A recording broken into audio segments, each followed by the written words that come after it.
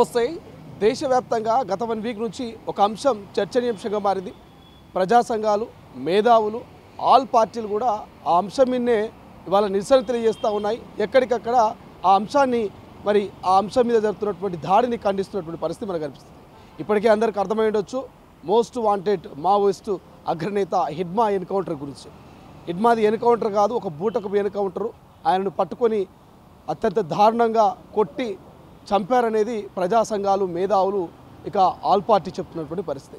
మాట్లాడే ప్రయత్నం చేద్దాం. ప్రస్తుతం మనతో పాటు కాంగ్రెస్ పార్టీ సీనియర్ నాయకులు, టీపీసీసీ జనరల్ సెక్రటరీ గజ్జల కాంతం గారు ఉన్నారు. వారితో కూడా మాట్లాడేటువంటి ప్రయత్నం చేద్దాం. మీ పార్టీకి సంబంధించినటువంటి మహేష్ కుమార్ గౌడ్ కావచ్చు, లేకపోతే ఇతర అన్ని పార్టీ నాయకులు, మేధావులంతా కూడా నిన్న ఒక రౌండ్ టేబుల్ సమావేశం పెట్టి మరీ చెప్తున్నటువంటి పరిస్థితి. ఈ బూటపు ఎన్కౌంటర్లను ఆపాలి, మావోయిస్టులను చంపొద్దు, ఆపరేషన్ కగాన్ని ఆపాలి, శాంతి చర్చలు జరపాలంటున్నటువంటి పరిస్థితి. బట్ బండి సంజయ్ మాత్రము అర్బన్ నక్సలైట్లను వాళ్ళని ఎంకరేజ్ చేస్తున్నారు మావోయిస్టులు అని చెప్పేసి ఒక కామెంట్ చేసిరు. ఎట్లా చూస్తారు దీన్ని? బండి సంజయ్ మాట్లాడే మాటలు అవగాహన లేని మాటలు అంటారు. వీటిని ఇయర్లో నక్సల్ కానీ నక్సలిజం గురించి కానీ తెలియదు బండి సంజయ్ గారికి. ఒకవేళ నక్సలైట్లను తప్పుబడితే, నక్సలైట్లను బీజేపీ వాళ్ళ దృష్టిలో, ఈ దేశ ప్రధానమంత్రి నరేంద్ర మోడీ గారి దృష్టిలో, ఈ దేశ హోంశాఖ మంత్రి, కేంద్ర మంత్రి అయినటువంటి హోంశాఖ మంత్రి అమిత్ షా గారి దృష్టిలో నక్సలైట్లు ద్రోహులకు కనపడితే, మరి ఆర్ఎస్ఎస్ వాళ్ళు ఉగ్రవాదుల కన్నా డేంజర్. ఫస్ట్ ఈ దేశం నుంచి ఆర్ఎస్ఎస్ వాళ్ళను నిషేధించాలి, ఆర్ఎస్ఎస్ వాళ్ళను కాల్చి చంపాలి, ఆర్ఎస్ఎస్ వాళ్ళని ఈ దేశంలో లేకుండా చెయ్యాలి. ఉగ్రవాదుల కన్నా, తీవ్రవాదుల కన్నా డేంజర్ ఎవరన్నా ఉన్నారా ఆ దేశంలో అంటే ఆర్ఎస్ఎస్ వాళ్ళే. ఎందుకు ఈ మాట నేను చెప్తున్నానంటే, ఈ దేశానికి స్వతంత్ర పోరాటం చేసినటువంటి, ఈ దేశానికి స్వతంత్రం రావాలని పోరాటం చేసినటువంటి మహాత్మా గాంధీని చంపినటువంటి వాడు మరి ఆర్ఎస్ఎస్కు సంబంధించినటువంటి వ్యక్తి. ఆర్ఎస్ఎస్కు సంబంధించినటువంటి వ్యక్తి చంపాడు. ఆర్ఎస్ఎస్ వాళ్ళంతా కూర్చొని మాట్లాడుకొని ఈ దేశం కోసం, ఈ దేశ స్వతంత్రం కోసం పోరాడుతున్నటువంటి మహాత్మా గాంధీని చంపాలని ఆనాడే ఈ ఆర్ఎస్ఎస్ వాళ్ళంతా కూర్చుండి కుట్ర పన్ని గాంధీని చంపారు. అది మర్చిపోలే ఈ దేశ ప్రజలు. ఈ దేశంలో ఎవరు దేశద్రోహులు? ఈ దేశం కోసం పోరాడినటువంటి గాంధీని చంపినటువంటి మూర్ఖులు ఈ దేశంలో ఉండొచ్చా అని మేము అడుగుతున్నాం. బండి సంజయ్ని అడుగుతున్నాం. గాంధీని చంపినటువంటి వ్యక్తులు ఎవరు ఇక్కడ? గాంధీ ఈ దేశానికి మొదటి వాడు, ఈ దేశం కోసం పోరాడినటువంటి వాడు, ఈ దేశానికి సిసలైనటువంటి మహానుభావుడు గాంధీ. గాంధీని చంపినటువంటి ద్రోహులు, గాంధీని చంపినటువంటి ఆర్ఎస్ఎస్ ద్రోహులు తీవ్రవాదుల కన్నా, ఉగ్రవాదుల కన్నా, పాకిస్తాన్ కన్నా చాలా డేంజర్. అలాంటి మూర్ఖులను ఈ దేశంలో ఉంచకూడదు. మొదలు హిడ్మా ఎన్కౌంటర్, హిడ్మాకు దేశభక్తి ఉంది. హిడ్మా ఛత్తీస్గఢ్లో పుట్టినటువంటి వ్యక్తి. చిన్న గ్రామంలో పుట్టాడు, కష్టపడ్డాడు, మట్టి తిని మట్టి గక్కి కష్టపడి పని చేసుకున్నటువంటి వ్యక్తి, వ్యవసాయం చేసుకున్నటువంటి వ్యక్తి, నిజమైన హిందూ బిడ్డ. సామాజిక న్యాయం జరగాలని ఆలోచనతోని అక్కడ ఉన్నటువంటి భూస్వాములు, పెత్తందారులు, అక్కడ ఉన్నటువంటి కాంట్రాక్టులు, అక్కడ ఉన్నటువంటి వ్యాపారులు పేద ప్రజలను, మధ్యతరగతి ప్రజలను అణిచివేస్తున్నారనే ఆలోచనతోని సామాజిక న్యాయం జరగాలి అనే ఒక లక్ష్యంతో మరి మావోయిస్ట్ పార్టీలో ఏరిండు. ఆయన సామాజిక న్యాయం జరగడం కోసమే మావోయిస్ట్ పార్టీలో ఏరాడు. ఒక గిరిజన బిడ్డ, కష్టపడ్డ బిడ్డ, కష్టపడి పని చేసుకున్నటువంటి బిడ్డ, కాయ కష్టం చేసినటువంటి బిడ్డ. మరి అలాంటి వాడు మావోయిస్ట్ పార్టీలో వెళ్ళి ఛత్తీస్గఢ్ రాష్ట్రం మొత్తం గిరిజనులను, అర్జునులను, అక్కడ ఉన్న దళితులను, అణగారిన కులాలను ఏకం చేసి సామాజిక పోరాటం చేసినటువంటి వ్యక్తి ఇడ్మా. నిజమైన బిడ్డ ఈ దేశభక్తుడు ఇడ్మాను రమ్మని చెప్పి, వాస్తవానికి మీడియాకు తెలియదు, మీకు తెలియదు. హిడ్మాలో ఒక లేఖ కూడా వైరల్ అయింది. హిడ్మా నేను లొంగిపోవాలనుకుంటున్నానంటూ ఒక జర్నలిస్ట్కు లేఖ రాసినట్టుగా చర్చ జరిగింది. ఇడ్మా 7 తారీఖు నాడు ఛత్తీస్గఢ్ నుండి బయలుదేరాడు. మేము ప్రభుత్వానికి లొంగిపోతే మేము పునర్వాసం కల్పిస్తాం, మేము అందరికీ సహకరిస్తాం, మీరు బయటికి రండి, మీరు బయటికి వచ్చి ఈ రాష్ట్రంలో కానీ కేంద్రంలో ప్రభుత్వంలో భాగస్వాములు కాండి, ప్రజలకు మీరు న్యాయం చేసిన వాళ్ళు అవుతారని చెప్పి రిక్వెస్ట్ చేస్తే, ఇయాలో కేంద్ర ప్రభుత్వం కూడా, ఈ దేశ ప్రధానమంత్రి నరేంద్ర మోడీ, కేంద్ర హోంశాఖ మంత్రి అమిత్ షా గారు, మరి వాళ్ళు నక్సలైట్లందరూ బయటికి రండి, మీకు పునర్వాసం కల్పిస్తామని చెప్పారు. ఆ మాటను నమ్మి వాస్తవమే ఇక బయటికి పోవాల్సిందని చెప్పి ఇప్పటికే చాలామంది ఆశన్నతోని పాటు, చాలామంది మల్లోజులతోని పాటు, చాలామంది వందల మంది సరెండర్ అయినరు. దాంట్లో భాగమే ఇడ్మా కూడా సరెండర్ అవుదామని ఆలోచన చేసి మధ్యవర్తులు 3, ఆ మధ్యవర్తులతో మాట్లాడడం జరిగింది 7 తారీఖు నాడు మధ్యవర్తులతో మాట్లాడిన తర్వాత, మేము భరోసిస్తున్నాము, కేంద్ర హోంమంత్రి, కేంద్ర హోం సెక్రటరీ, ఛత్తీస్గఢ్ డీజీపీ మేము హామీ ఇస్తున్నాము, మీరు రండి అని చెప్పి మధ్యవర్తుల ద్వారా చెప్పి పంపించడం జరిగింది. వాళ్ళ మాటలు నమ్మి ఎవరైతే మధ్యవర్తులు ఉన్నారో కేంద్ర హోంశాఖ మంత్రి అమిత్ షా గారికి, కేంద్ర హోం సెక్రటరీ గారికి, డీజీపీ గారికి, ఛత్తీస్గఢ్ డీజీపీ గారికి మధ్యవర్తిగా 3 వచ్చారు. ఇడ్మాను కలిశారు.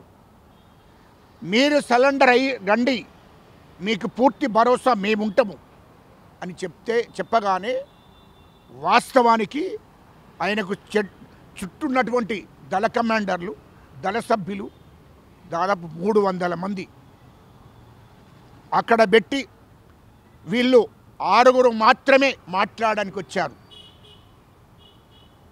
మాట్లాడడానికి వస్తే ఓకే అని చెప్పడం జరిగింది. కేంద్ర ప్రభుత్వం నుండి ఓకే అని చెప్పి ఈ 3 ఎవరైతే మధ్యవర్తులు ఉన్నారో వాళ్ళతో మాట్లాడడం జరిగింది పూర్తి విషయాలు. మాట్లాడినాక 9 తారీఖు నాడు, అంటే 7 నాడు మాట్లాడారు, 8 నాడు మళ్ళీ వేరే ప్లేస్కి వచ్చారు.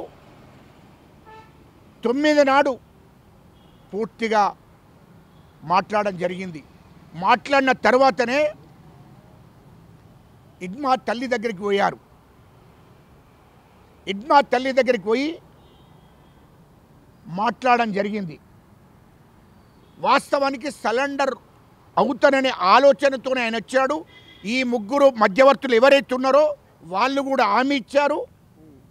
ఇచ్చి నమ్మిచ్చి 10 తారీఖు నాడు నమ్మిచ్చి రమ్మని, 9 తారీఖు నాడు అర్ధరాత్రి నమ్మిచ్చి రమ్మని వాళ్ళక్కడ 300 మంది 300 మంది దళ కమాండర్లు, దళ సభ్యులందరినీ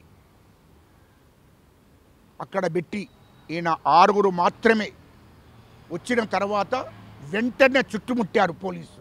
ఈ సైన్యం, పోలీసు కాదు, ఇక్కడ సిఆర్పి వాళ్ళు కాదు, బార్డర్ సైన్యం చుట్టుముట్టి ఆయనను పట్టుకొని, ఏంటి సరెండర్ గమ్మని చెప్పి నన్ను చుట్టుముట్టారు ఎందుకు అని అంటే, ఏం మాట్లాడకుండా దీని వెనక కేంద్ర హోంమంత్రి, కేంద్ర హోం సెక్రటరీ, ఇక్కడ ఛత్తీస్గఢ్ డీజీపీ గారు ఈ ముగ్గురు వ్యక్తులను పంపించి నమ్మించి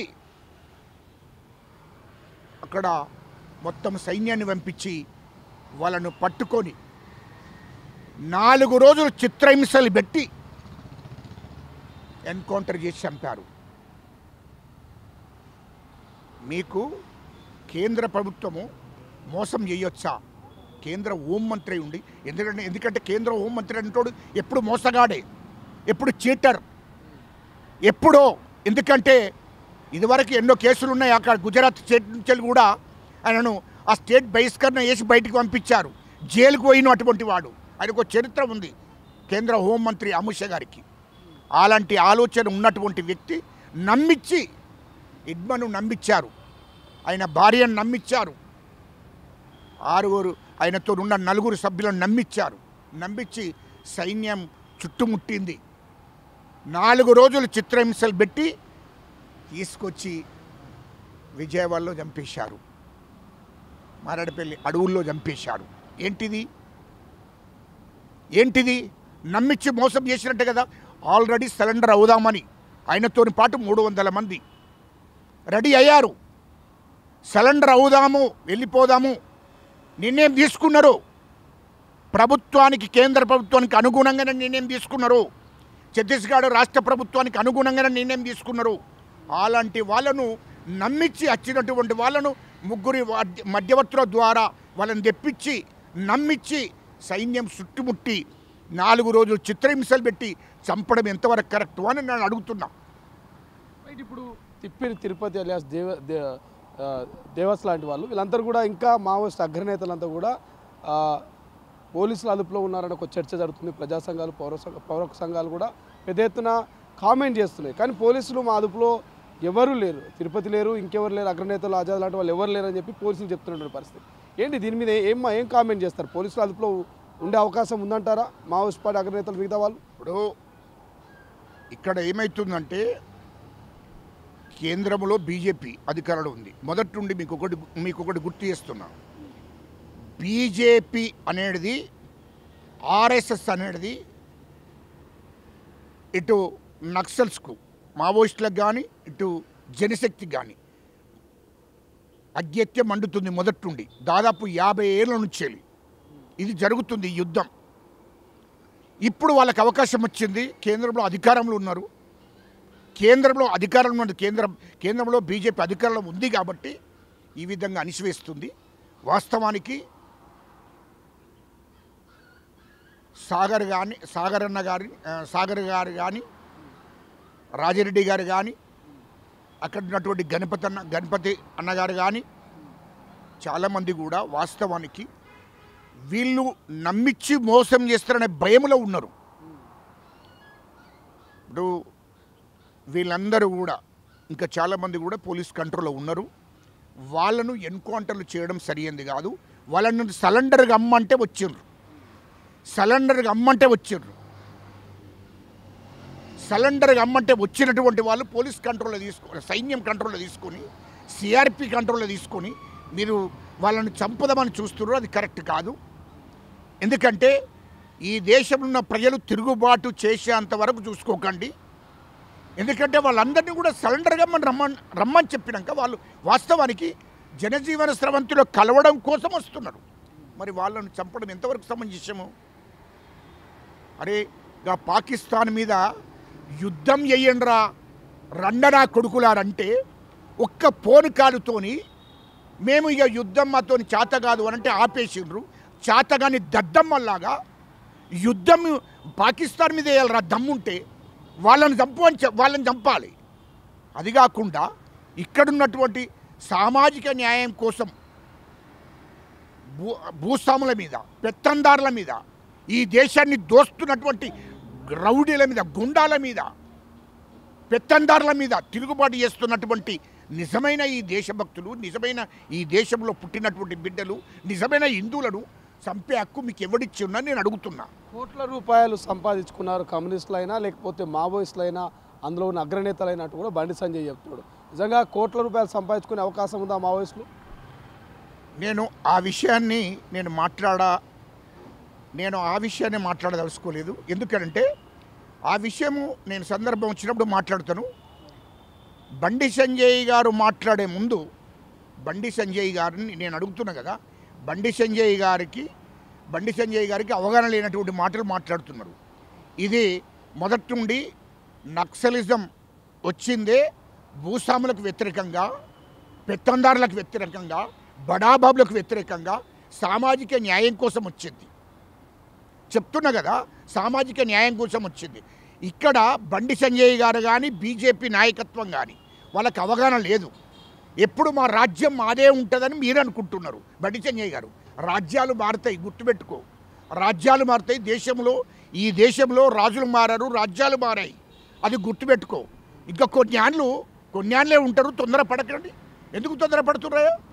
ఏమున్నా హిందువులు, నక్సలైట్లు హిందువులు కాదా? నేను అడుగుతున్నా. అరే లుచ్చానా కొడుకులారా, నక్సలైట్లు కూడా హిందువులే, వాళ్ళు కూడా హిందువు బిడ్డలే. ముప్పల్ లక్ష్మణరావు గారు అలియస్ గణపతి ఎవరో హిందువు బిడ్డ కదా, ఆ రాజారెడ్డి హిందువు బిడ్డ కదా, అదే ఇడ్మా హిందువు కాదా? మరి వీళ్ళందరినీ హిందువులనే చంపుతున్నారు కదా మీరు. వీళ్ళంతా హిందువులే కదా. ఈ దేశంలో సామాజిక న్యాయం కావాలని పోయినటువంటి హిందూ బిడ్డలే కదా వీళ్ళంతా. నిజమైన హిందూ బిడ్డలే కదా. సాగర్ కానీ ఇప్పుడు ఉన్నటువంటి మావోయిస్టులో ఉన్నటువంటి అందరూ కూడా హిందూ బిడ్డలే కదా. ఇప్పుడు సరెండర్ అయినటువంటి ఆశన్న కూడా హిందూ బిడ్డనే కదా. మల్లాజుల కూడా హిందూ బిడ్డనే కదా. మరి వీళ్ళంతా హిందూ బిడ్డలే కదా. ఈ దేశంలో పుట్టినటువంటి నిజమైన బిడ్డలు కదా. సామాజిక న్యాయం కోసం ఉద్యమాలు, పోరాటాలు చేసి భూస్వాములకు వ్యతిరేకంగా, దొరలకు వ్యతిరేకంగా, బడాబాబులకు వ్యతిరేకంగా పోరాడినటువంటి వ్యక్తులు కదా వీళ్ళని కాల్చంపడం ఏంది? నాకు అర్థం కాలే. అదేవిధంగా ఇడ్మాను చంపడానికి కారణం పెద్ద కుట్ర జరిగింది. ఈ కేంద్ర హోంమంత్రి అమిత్ షా గారికి, దేశ ప్రధానమంత్రి గారికి భయం పుచ్చుకున్నది. ఇడ్మా గిట్ట బయటకు వస్తే సరెండర్ అయి బయటకు వస్తే రాష్ట్రం అనేది ఇడ్మా చేతులకు వెళ్ళిపోతుంది. మాటలు నడవయి. బీజేపీ ఛత్తీస్గఢ్లో ఉండదు, భూస్థాపితం చేస్తాడు ఇడ్మా. అంతా ఆ రాష్ట్రం మొత్తం, ఛత్తీస్గఢ్ రాష్ట్రం మొత్తం గిరిజనులు, అదేవిధంగా ఆదివాసులు, అక్కడ ఉన్నటువంటి అణగారిన కులాలు అందరూ కూడా ఇడ్మా ఏం చెప్తే అది వినడానికి సిద్ధంగా ఉన్నారు. ఆ రిపోర్ట్ ఉంది కేంద్ర ప్రభుత్వానికి. ఇడ్మాలో లక్షల మంది పిలిపిస్తే, ఇడ్మా బయటికి వచ్చి పిలిపిస్తే లక్షల మంది రోడ్ల మీదకి వస్తారు అనే భయం కేంద్ర ప్రభుత్వానికి, దేశ ప్రధానమంత్రికి అమిత్ షా గారికి భయం పుచ్చుకున్నది. ఒకవేళ ఈ రాష్ట్రం మన చేజారిపోతుంది, ఈయన సరెండర్ అయి బయటికి వచ్చినా కూడా ఆ రాష్ట్ర ప్రజలందరూ కూడా ఈయనను ఎన్నుకుంటారేమో, రేపు పొద్దుగాల ఈయన రాజకీయాల్లో వస్తాడేమో, రాజకీయాల్లో వచ్చి ఆ రాష్ట్రానికి అధిపతి అవుతాడేమో, ఆ రాష్ట్రంలో అధికారంలోకి వస్తాడేమో, ఏదో ఒక రాజకీయ పార్టీలో ఏరితే ఈయననే రేపు పొద్దుగాల ముఖ్యమంత్రి అవుతాడేమో, ఆ రాష్ట్రం మళ్ళీ ఇడ్మా చేతులకు వెళ్ళిపోతుంది అనే భయం పుచ్చుకొనే నేను సరెండర్ అవుతా అని అన్న కూడా సరెండర్ చేసుకోకుండా ఆయనను ఎన్కౌంటర్ చేసారు ఈ నా కొడుకులు. ఇది కరెక్ట్ కాదు అని చెప్తున్నాము. సరెండర్ అవుతారని చెప్తున్నారు కదా. జనజీవన స్రవంతిలో కలుద్దామని బయటికి వస్తున్నటువంటి వాళ్ళని తీసుకుపోయి ఎన్కౌంటర్ చేయడం సరైనది కాదంటున్నా. నేను ఈ ఒక్క విషయంలో మాట్లాడుతున్నా. ఇది కరెక్ట్ కాదు. మాట్లాడడం ఇష్టం వచ్చినట్టు మాట్లాడితే ఇది నా అర్బన్ నక్సలైట్. ఎవడరా అర్బన్ నక్సలైట్లు? అర్బన్ నక్సలైట్లు ఎవరు మీకు తెలియదే? బండి సంజయ్ నీకు తెలియకపోతే తెలియనట్టు ఉడుకుండు. ఈ సామాజిక న్యాయం జరగాలి ఈ రాష్ట్రంలో, ఈ దేశంలో మొత్తం అందరికీ సామాజిక న్యాయం జరగాలనే ఆలోచనతోనే ఆనాడు మొదటి నుండి కూడా చాలామంది నక్సలైట్లు అందరూ తెలంగాణలో కానీ ఆంధ్రలో కానీ అందరూ బయటకు వచ్చేసారు. బయటకు వచ్చి రాజ్యాధికారంలో భాగస్వామ్యం కావాలి, ఈ రాష్ట్రంలో అందరికీ సామాజిక న్యాయం జరగాలంటే రాజ్యాధికారమే ముఖ్యం అనుకొని ఆ లక్ష్యంతో బయటకు రావడం జరిగింది. అది నీకు తెలియకపోతే మేము ఏం చేయలేము. నీకు తెలియదు, అవగాహన లేనటువంటి వ్యక్తివి నువ్వు. అవగాహన ఉంటే అది మాట్లాడవు. రాష్ట్రం ఉన్నటువంటి ఆంధ్ర, తెలంగాణలో నక్సలైట్లలో పనిచేసినటువంటి అందరూ కూడా బయటికి రావడం జరిగింది. మరి మేము కూడా 52 మందిని సరెండర్ చేయించాను నేను. ఎందుకో అందులో ఉంటే న్యాయం జరగదు, బయటికి రావాలి. బయటికి వస్తేనే మనము ఎస్సీలకు, ఎస్టీలకు, బీసీలకు, మైనార్టీలకు, అన్ని వర్గాలకు కూడా న్యాయం చేయగలుగుతాము. అందుకోసమే మనమందరం కూడా బయటికి వచ్చి ఉద్యమాలు చేయాలి, బయటికి వచ్చి రాజకీయాలు చేయాలి, బయటికి వచ్చి రాజకీయ పార్టీలు చేరి అధికారం మన చేతిలో ఉంటే తప్ప మన సామాజిక వర్గాలకు న్యాయం చేయము అనే ఆ లక్ష్యంతోనే మొత్తం అన్ని తెలుగు రాష్ట్రాల్లో ఉన్నటువంటి నక్సలిట్లందరూ కూడా నక్సలిట్లో పనిచేసినటువంటి వాళ్ళందరూ కూడా సరెండర్ అయినరు. ఇవాళ కూడా ఛత్తీస్గఢ్లో ఉన్నటువంటి మావోయిస్టు బిడ్డలందరూ కూడా సరెండర్ కావడానికి సిద్ధంగా ఉన్నారు. కేంద్ర కమిటీ కూడా సరెండర్ అవ్వడానికి సిద్ధంగా ఉంది. ఖచ్చితంగా ఈ జనజీవన స్రవంతులు కలిసి ఈ యొక్క భూస్వాములకు పెత్తందాలను ఎదుర్కోవాలంటే మనము కూడా జనజీవన స్రవంతులు కలిసి రాజ్యాధికారం చేతిలో ఉంటే తప్ప మనము ఈ సామాజిక వర్గాలకు న్యాయం చేయలేమనే ఆలోచన కేంద్రంలో ఉన్న కేంద్ర కమిటీకి కూడా వచ్చింది, మావోయిస్టులకు, నక్సలిట్లందరికీ కూడా వచ్చింది. అందుకోసమే అందరూ కూడా సరెండర్ అవుతున్నారు. ఇది ప్రజల్లో కలిసి ప్రజలతో ఉండి మనము అధికారంలో ఉండాలి, రాజకీయ అధికారం కావాలి, అధికారం వస్తేనే ఈ సామాజిక వర్గాలకు న్యాయం చేసే పరిస్థితి ఆ సమయం వచ్చిందని చెప్పి అందరూ సరెండర్ అవుతుంటే, సరెండర్ రావడానికి వచ్చినటువంటి వాళ్ళను ఎన్కౌంటర్లు చేస్తే ఇది బాగుండదు. దేశంలో ప్రజలు తిరుగుబాటు చేస్తారు. ఛత్తీస్గఢ్ ప్రజలు కానీ, తెలంగాణ, ఆంధ్ర ప్రజలు కానీ తిరుగుబాటు చేస్తారు. అది గుర్తుపెట్టుకోమని చెప్తున్నా. ఆటలు సాగమని చెప్తున్న కేంద్ర ప్రభుత్వాన్ని. Thank you so much. ఇది మొత్తం మీద యుద్ధం చేయాల్సింది, ఎన్కౌంటర్లు జరపాల్సింది మావోయిస్టుల మీద కాదు, పక్క దేశమైనటువంటి పాకిస్తాన్ మీద యుద్ధం చేయండి, వాళ్ళ మీద ఎన్కౌంటర్లు జరపండి. కానీ హిందువులైనా భారతీయులైనటువంటి మావోయిస్టుల మీద ఈ ఎన్కౌంటర్లు సరైనవి కాదు. జనజీవన స్రవంతిలో కలవడానికి వచ్చినటువంటి మావోయిస్టుల మీద మరి ఎన్కౌంటర్లు చేయొద్దు, వాళ్ళను న్యాయస్థానాల ముందు హాజరుపరచాలంటూ Congress party TPCC general secretary Gajjala Kantham చెప్తున్నటువంటి పరిస్థితి. చూద్దాం, ప్రజా సంఘాలు, పౌరహక్కు సంఘాలు, మేధావులు, ఆల్ పార్టీలన్నీ కూడా కారును ఆపాలే, ఈ ఎన్కౌంటర్ను ఆపాలే, ఖచ్చితంగా శాంతి చర్చలు జరపాలంటూ చాలా కాలం నుంచి ఫైట్ చేస్తున్నాయి. బట్ కేంద్రం ఎక్కడ కూడా దిగొస్తలేదు. మరి ఇప్పుడైనా ఎన్కౌంటర్తో అయినా ప్రజా సంఘాలు, మేధావుల నిరసనలతో అయినా మరి కేంద్రం దిగొస్తుందా, ఈ ఆపరేషన్ కగార్ని ఆపుతుందా లేదనేది చూడాల్సిన అవసరం ఉంది. కెమెరా పర్సన్ అజయ్తో శ్రీశైలం, తొలి వెలుగు, హైదరాబాద్. అసలైన తొలి వెలుగు. ఫాలో వాట్సాప్ @తొలి వెలుగు official.